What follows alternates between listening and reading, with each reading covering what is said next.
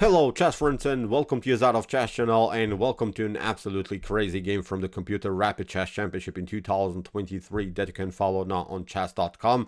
We have here the battle of arch enemies. We have here the spectacular game between Stockfish 16 and Leela C Zero. And I know you probably say sometimes, Yuzaro, you always say this is a spectacular game, this is a brutal game, this is a sharp tactical game, this is an immortal game.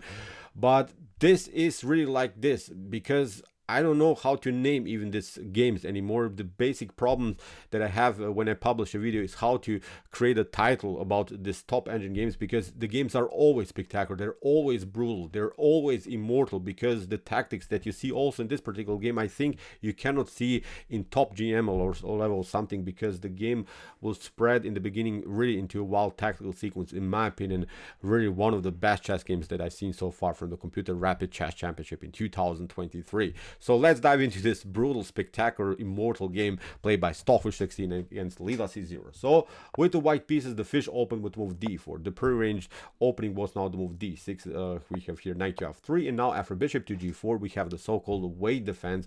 The idea about this opening is, of course, to mess up a little bit the pawn structure by giving up the bishop for knight, but it's very, very risky to give up the bishop pair in an early state of the game. You see also why, because the game is really far away from being closed. Of course, it's okay sometimes to give up the bishop for a knight, but then you have to secure a blocked out pawn structure, you have to secure maybe a closed position, then you have to really secure sort of a static position. I think when you give up in the beginning the bishop for a knight, the game is far away from being blocked out, the game is far away from being closed, so this game still can explode also in the center of the board. So that's why very, very risky to play this weight defense, although it is playable. It has been played, for instance, in a beautiful game played by Boris Gerfan against Vasily Ivanchuk. The game ended in a draw. There is also a beautiful game played by Peter Svidler against Peter Heinel Nielsen, in which Svidler won with the black pieces, but in my opinion not the best of openings that you can play against d4 or something else. So we have here e takes f3 by the fish, c6, knight to c3, g6. We have here bishop to e3 by Stockfish 16. Sorry, I just had some issues here. And from bishop to e3, here bishop to g7 played by Leela C Zero, and now h4. Immediately flank attack here by Stockfish 16. Knight to f6, queen to b3, queen to b6, and now queen to c2 here by Stockfish 16. Stockfish is trying to keep the pieces on the board, is not allowing here Leela C Zero to simplify the game by trading off very dynamic pieces. So we have h5. Leela blocks out now the potential progress of white here with the move h5. We have queenside castling by Stockfish, and now knight to a6 with the preparation, of course, to play something like, I don't know, knight to b4, hit the queen, maybe also later to fix the knight here. But still, of course, nothing spectacular is happening on the queen side too. So we have king to b1. Tiny little improvement of the king. Usually when you go queenside castling, you should secure the king even further. This is now, of course, a very well known concept when you castle queenside. So queen to d8 here played by Leela C Zero, and now after move knight to e4 here by Stockfish. Now we have already one of the critical moments of the game. Here you can, I think, feel, you can really there is a tension here already in the center of the board. Obviously what you don't want to do is to play, of course, knight to e4. Then after f takes e4, you have basically improved the pawn structure that you have created in the beginning. You have created the messed up pawn structure, now you're improving it, so it's not good. But after knight to e4, what's very tricky is maybe this line. d5 seems tempting, seems like it's at least doing something, but actually look at this. After knight to g5, d takes c4, bishop to c4, the knight is hanging, pawn on f7 is hanging, so you can maybe play knight to d5, but now after bishop to a6 and b takes a6, queen to c6 is going to happen. So in my opinion, not a good continuation of course here for black. So you see d5 here in the beginning is not so dangerous because of these options of knight to g5. You're not going to get rid of this very, very unpleasant knight very, very soon. Also c5 in some lines with bishop to a6 is a possibility. Also f4 f5 in some lines is also a beautiful attacking opportunity here for white. So nothing gained with the move d5. So from knight to e4, we have queen to d7, knight to g5 anyway here by Stockfish. That's the beautiful square for the knight. The knight from this square is attacking many squares. So rook to b8, we have g3, we have queenside castling, and now bishop to h3 hitting the queen. So that's what I meant. You gave up the bishop for a knight in the beginning, but you never secured really a static position. Look at this. Bishop on h3 is perfectly fine. It's playing in a good way. This bishop is also perfectly fine. We have dynamic opportunities with g4, f4, f5. So suddenly the bishops are breathing again. In some openings, it's of course maybe good to give up the bishop for a knight, but then you're blocking out at least one of your opponent's bishop. This is not such a position. Both of the bishops of whites are playing in a good way, so nothing gained here for black here in this opening. So here queen to c7 by Leela, rook to e1, including now the last attacker into the game. Knight to b4, hitting the queen, queen to b3, knight retreats, and now f4 here by Stockfish 16, preparing of course the dynamic breakthrough with the move f5. And that's also my suggestion to you when you're maybe playing with a double pawn structure. Then your strategic goal should be somehow to undouble the pawn. So that's exactly what Stockfish is doing here, is of course trying to get this f5 goal. But Leela C Zero is not allowing that. Leela plays now the beautiful defensive move e6. And here my question for you is, what would you do now in this particular position? What's now the best move here for white? Pause the video and maybe try to see now the best continuation. So it's maybe not so easy to see. I'm not saying this move is winning, of course, immediately for someone, but it's a progressive move. It's a move that you have to see. If you don't play that, you could then have maybe positional problems here from white's perspective. So you have to find now a dynamic opportunity. So as I said, pause the video and try to see now the best continuation. Okay, the best move, and of course Stockfish is playing it, it's the move d5. This is the way to go. Although this square is taken now 3 times by both of the pawns and also by the knight, this is the way to go. Because if you don't play that, black will eventually play then maybe the move d5. Will secure now a beautiful light square grip, will create a beautiful blockade on light squares with the pawns, and has maybe then later chances maybe to break and enter with move c5, rook to c8, has maybe some counterattack possibilities. But now Stockfish is not allowing that. This is a beautiful move, d5. Look at this, what happened. E takes d5, c takes d5. What should you do? For instance, if you play knight to d5, then we got our goal. We lost a pawn, but who cares? This is now a position that's exploding now in the center of the board. That's what we wanted to get for a beautiful bishop pair. Look at this. You play maybe knight to e3, rook to e3. You play maybe trying to play knight to c5, hitting the queen. But now we continue the pressure here against this one. And look at what happens if you play something like f6. This is really, really crazy. It's of course not a line that maybe this engines would play, but this seemed to me like maybe a logical continuation. Look what happens if you play f6. Knight to e6, the fork. You play knight to e6, but you don't pick up now the knight, you pick up the pawn.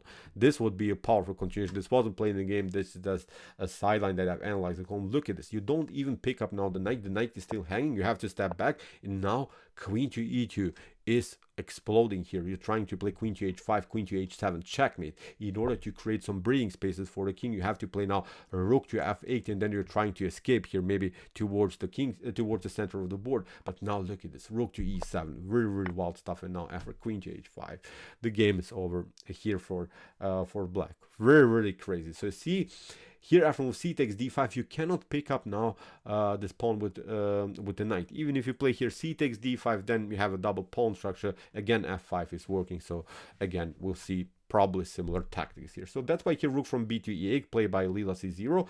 Stockfish continues now here with the move f5. Anyway, we have g takes f5, bishop to f5, rook to e5, hitting now the bishop, and now bishop to c2. Also in some lines preparing somehow maybe to threaten some checkmates on h7, maybe somehow deflect the knight to h7 and some more stuff. Let's see again opportunities. Can you maybe now take out now the pawn on d5? This wasn't again played in the game, but I was curious. What's going to happen if you play now knight to d5? Then obviously queen to d3, immediately checkmate threat. You have to play f5, bishop to b3. You have to play something like, I don't know, knight to c5. Maybe you're creating a fork, bishop to c5, d takes c5, and now even knight to e6 is a huge, huge threat. There is now the beautiful fork. Maybe this is not completely busted here for black, but obviously in top engine level, this should be completely winning here for white. So this is not working. For instance, if you play here rook to d5 instead of knight to d5, then look at this, bishop to d4 comes in a beautiful way into the game. Again, maybe knight to c5. But this is again the problem. Queen to f3, bishop to f6, queen to h5, and similar stuff. You're maybe trying rook takes d4, rook takes d4, but again, this is completely messed up position here for black. So this is not working. After move bishop to c2, that's why rook from f2 e8. The Leela C Zero brings now a new attacker into the game, and now comes the move of the game. Now comes the most spectacular move of this epic spectacular game. Again, I would love maybe for you to pause the video now, again try to see now the best continuation, but who knows what should we do here. So this is really crazy what the fish did here. So as I said, just for fun, try to see now maybe a nice attacking continuation here. Okay, the fish here played a spectacular bishop to g6. This is the way they go. Look at this.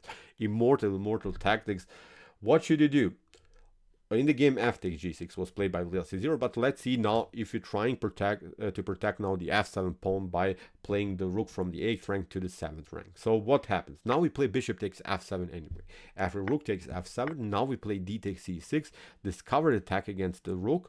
Now you have to play something like b takes c6, and now actually we even trade off more pieces. But now after rook to d6, the issue is now the pawn is hanging on c6. Even if you try to somehow get the knight back into the game, look at this a3. Now we pick up the pawn. You can maybe trade off further pieces, but in one particular moment, I think this pawn will be also taken. So in a potential endgame, white will then continue with the rook and 2 pawns against the knight and maybe the bishop, against the knight and the bishop. And still there is this situation. Maybe you can grab one of these pawns. Still, I think white continues maybe in the worst case scenario with 2 versus 1 situation here on this side of the board, but I think we can grab the pawn on a7 and then we'll continue with the rook that's supporting now the progress of white here on this side of the board. For instance, let's go back. So as I said, after bishop to g6 you cannot play rook to e7, so that's why Leela C Zero played now f takes g6. But now this stunning d takes c6 comes with a beautiful check. You have to play king to f8. Leela C Zero got challenged in this way. Stockfish takes out now another pawn. And what should you do now? For instance, if you try rook to e7 in order, I don't know, to somehow cover everything, cover this weak squares, then the issue is now we simply play bishop to f4. This is really beautiful. This wasn't again played in the game, but again I was really curious. Potential sideline. So look at this, bishop to f4. Even if you take here, look at this, rook to e1, we are sacrificing even the rook. Now you play bishop to d6. What should you do? If you cover here with the rook on e7, then you get a beautiful checkmate here on f7. You cannot pick it up with the rook is pinned. Even if you take it here with the queen, then the queen is deflected now suddenly from the square f7, again queen to f7. It is a beautiful checkmate. Crazy tactic. So that's why after c takes b7 here, rook from the 8th rank to the 7th rank was played by Leela C Zero, but now Stockfish continues the pressure with the move f4. We have rook to e4. Now Stockfish doesn't want to take out now the knight immediately, because the rook immediately with the knight, because then this other knight is coming into the game. The bishop gets liberated suddenly. Black could have also great attacking chances. Stockfish played now a beautiful calm move a3. It's not allowing also the knight in some lines to get on b4, and in some lines also create some escape routes for the king. In the game we have queen to b7. Leela C Zero finally got rid of this annoying pawn, and what was also I think a huge surprise moment of this game, Stockfish simply traded off the queens. It seemed to me in the beginning that this would be wrong, because you're giving up your main attacking piece. Now you're trading it off, of course, for your opponent's queen. But Stockfish has again brilliant ideas here in mind. So look at this, what happens again. What you should not do is pick up now the rook on e4. After knight takes e4, suddenly, as I said, black is having now the initiative. Black is getting back into the game. This would be not a good continuation anymore for white.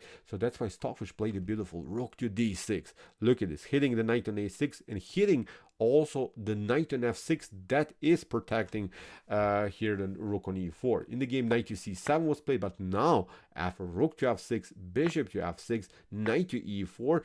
Again, 2 choices here for black. Black can of course take with the rook. If you take with the rook here on b2, then you simply step back. The bishop is still hanging, and now with bishop to a7, we can grab now this pawn. After a couple more moves, we'll simply also play bishop to c5 and still deliver a check and protect, of course, our pawn on a3.